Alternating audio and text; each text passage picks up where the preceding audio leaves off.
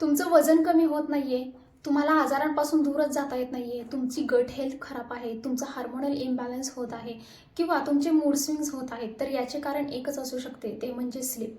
बघा, जेव्हा तुम्ही व्यवस्थित झोप घेत नाही तर त्यावेळेस जे बॉडीमधलं नॅचरल हिलिंग आहे किंवा रिज्युव्हनेशन आहे ते थांबतं. कारण जेव्हा पूर्ण दिवसभरात तुम्ही काम करत असता तर तुमच्या बॉडीमधले इंटरनल ऑर्गन्स जे आहेत, इंटरनल सिस्टीम आहेत, ते नॉनस्टॉप काम करत असतात. तुमचे हार्ट जे आहे ते नॉनस्टॉप काम करत असतं, तुमची डायजेस्टिव्ह सिस्टीम, तुमची रेस्पायरेटरी सिस्टीम नॉनस्टॉप काम करत असते. त्याचबरोबर तुमच्या शरीरात ज्या काही वेगवेगळ्या गोष्टी आहेत त्या नॉनस्टॉप काम करत असतात. मग त्यांना वेळ कधी मिळतो आराम करण्यासाठी?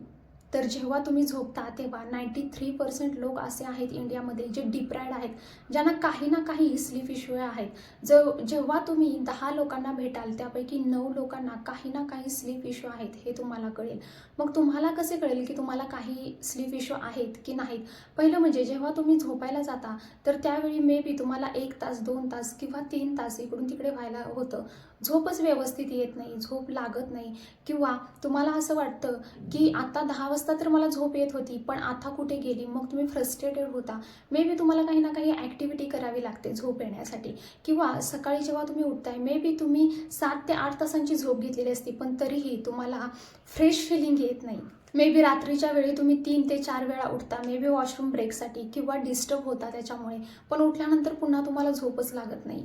किंवा मे बी पूर्ण दिवसभर तुम्हाला शरीरात थकवा जाणवणे किंवा थोडंसं स्लिपी फील करणे हे आजकाल कॉमन झालेलं आहे.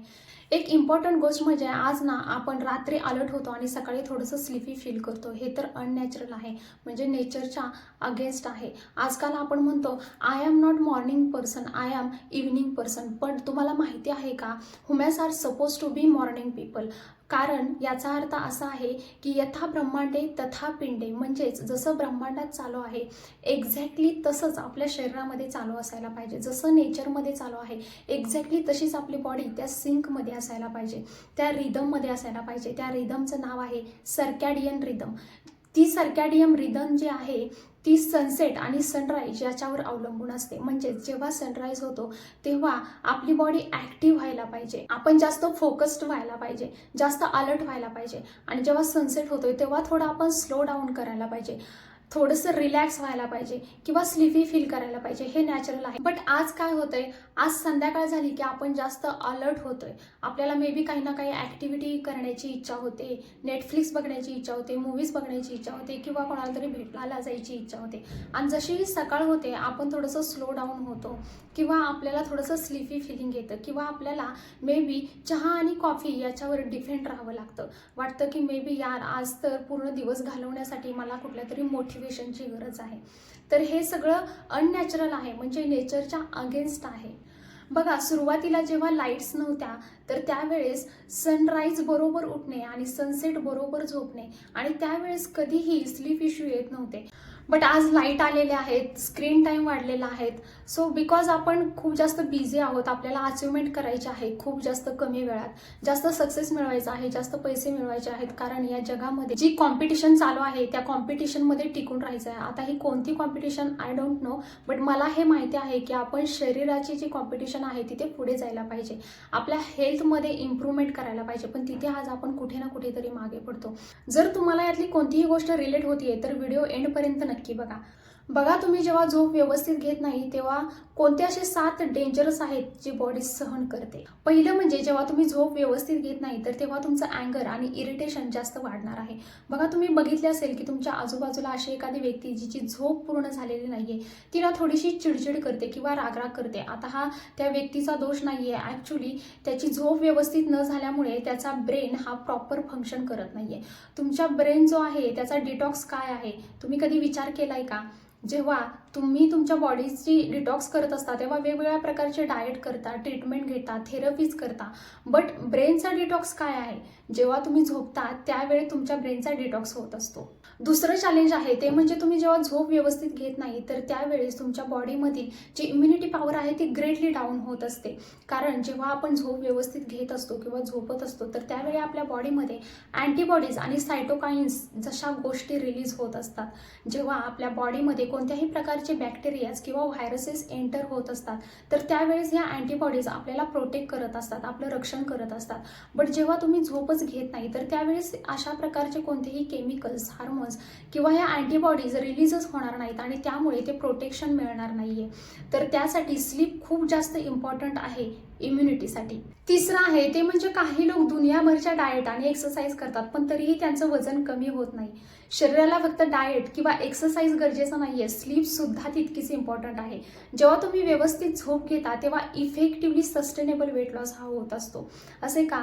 तर जेव्हा तुम्ही झोप घेत नाही तुमचा फॅट लॉस हा थांबतो, तुमचं शरीर हे वजन कमी करत नाही किंवा तुमची मेटाबॉलिझम आहे ती सुद्धा डिस्टर्ब होते. असे का? तर सिंपल रिझन आहे. 3 हार्मोन्स लक्षात ठेवा. पहिला म्हणजे ग्रेलिन, दुसरा म्हणजे लेप्टिन आणि तिसरा म्हणजे कॉर्टिसॉल. तर जो पहिला ग्रेलिन आहे तो आहे हंगर हार्मोन. बघा, जेव्हा तुम्ही झोप व्यवस्थित घेत नाही, तुम्ही पाहिले असेल, ऑब्झर्व केले असेल की तुम्हाला जास्त भूक लागते. दुसरा आहे लेप्टिन जो सटायटी हार्मोन आहे. म्हणजेच बघा, जेव्हा तुम्ही जेवताय तेव्हा सॅटिस्फॅक्शन तर यायला पाहिजे ना, पण जेव्हा तुम्ही झोप व्यवस्थित घेत नाही तेव्हा हा लेप्टिन हा इनफ रिलीज होत नाही आणि त्याच्यामुळे तुम्ही खाल्ल्यानंतर सुद्धा तुम्हाला भूक लागत राहते. सो ऑब्व्हियसली ओबेसिटी तर वाढणारच आहे. आणि तिसरा आहे कॉर्टिसॉल. कॉर्टिसॉल हा स्ट्रेस हार्मोन आहे. जेव्हा तुम्ही झोप व्यवस्थित घेत नाही तेव्हा शरीरामध्ये स्ट्रेस हार्मोन कॉर्टिसॉल हा वाढणार आहे आणि जेव्हा स्ट्रेस हार्मोन कॉर्टिसॉल हा शरीरामध्ये वाढतो ॲटोमॅटिकली तो तुमचं फॅट लॉस होऊ देत नाही. सो वजन कसे कमी होणार? चौथे कारण, स्लीप का गरजेचे आहे? जेव्हा तुम्ही झोप व्यवस्थित घेत नाही तर तेव्हा हार्ट अटॅक किंवा कार्डिओव्हॅस्क्युलर सारखे इश्यूज येतात. बघा, हार्ट अटॅक हा झोप व्यवस्थित न घेण्याचं सगळ्यात मोठं कारण आहे. आपलं हार्ट हे 24 तास नॉन स्टॉप कोणत्याही ब्रेकशिवाय काम करत असतं. आपली एज कितीही असो, मे बी 30 असेल, 40 असेल किंवा 60 असेल, तुम्ही कितीही वयाचे असू देत, पण तेवढे वर्ष, तेवढे महिने तुमच्या हार्टने हे नॉन स्टॉप कोणत्याही ब्रेकशिवाय काम केलेलं असतं. मग तुम्ही कधी विचार केलाय का हार्टला कधी ब्रेक मिळतो, कधी आराम मिळतो? तर जेव्हा तुम्ही झोपता तेव्हा त्याला आराम मिळतो.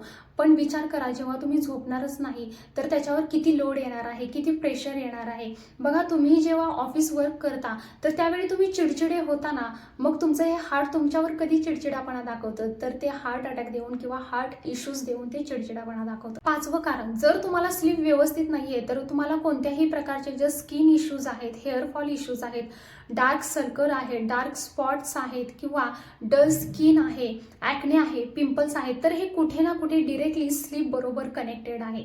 स्लीपला उगाचच ब्युटी स्लीप असं म्हटलं जात नाही. बघा, तुम्ही पाहिलं असेल की सकाळी जेव्हा तुम्ही झोपेतून उठता तुमचा चेहरा जर तुम्ही बघितला असेल तर तो खूप छान दिसत असतो. का? कारण रात्रभर तुमच्या बॉडीने कचरा साफ केलेला असतो, डिटॉक्सिफिकेशन झालेलं असतं.